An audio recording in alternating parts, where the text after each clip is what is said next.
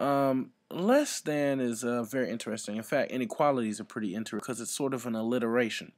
Less than left, less than left. For example, I can say that this smaller circle is less than this larger circle because it is to the left, just as the number 4 is less than the number 5 because it is to the left. Let's look at this. Even if this were on a number line, say that 5 is here, and 4 is here, these numbers would be in sequential order, and so 4 is in fact less than 5. Let's look at this another way. Say if we throw an equal sign in there, forget about the less than, let's talk about less than or equal to. And so if we're talking about less than or equal to, we have two types of languages we can use, or two types of phrases we can use to describe that: up to or no more than. Okay, let's say this circle is now a wall of some kind, right? And so say this circle can go up to this wall, boom, but can't go any further. So I can say it can be equal to this wall, meaning it's the same thing, or it can be to the left of this wall, meaning it can be equal to or less than, and we call that less than or equal to.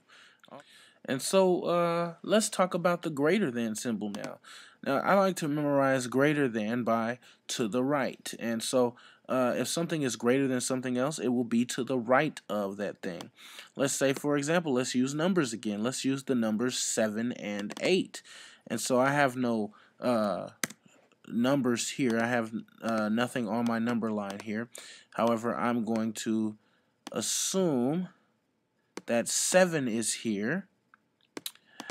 Forget about 7 and 8. Let's use 7 and 10. Okay, I'm going to assume 7 is here. 10 is in fact greater than 7. We know that just from plain old number sense. So let's see, 8, 9, and 10 going right here. Just to prove that numbers that are greater than other numbers will be to the right of those numbers. And so here's 7 and here's 10. 10 is greater or to the right of 7. Let's see how this works with the greater than or equal to. Now, there are several phrases you can use for greater than or equal to, but one of the most common is at least. And so what I always tell students to do is put at least in a sentence. I made at least $5 today. All right, so what you're saying is the smallest amount, and we'll make a 5 here, the smallest amount of money you made was $5. You can make 5, that's where the equal to part comes in, or you can make more than that, but you cannot make any less than 5. So here's where your range is. You are the 5 or more than that. And so at least means the least amount you can make is that number. And so I can only go up from there. I can only get greater from there, which is what this green represents. So it will be greater than or equal to. Have fun listening to the scholars explain these problems to you, and have a great day. Hi, my name is Creed. I'll be doing number 1. So first thing we do is we divide both sides by -5. And then after that, the 2 5s cancel out and it equals x. And then since it's a negative, we gotta flip the pen. And then the 10 divided by -5 equals -2. So down here we graph it. We color it in on -2. And then everything that's left.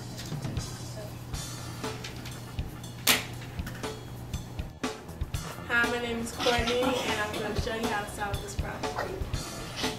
First, you subtract 2 from both sides. X equals 8. And we'll make two cases because the x plus 2 can be a negative or a positive. We don't know.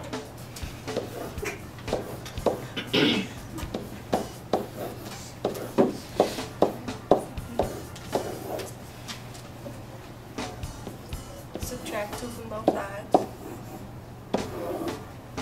and x equals a -12.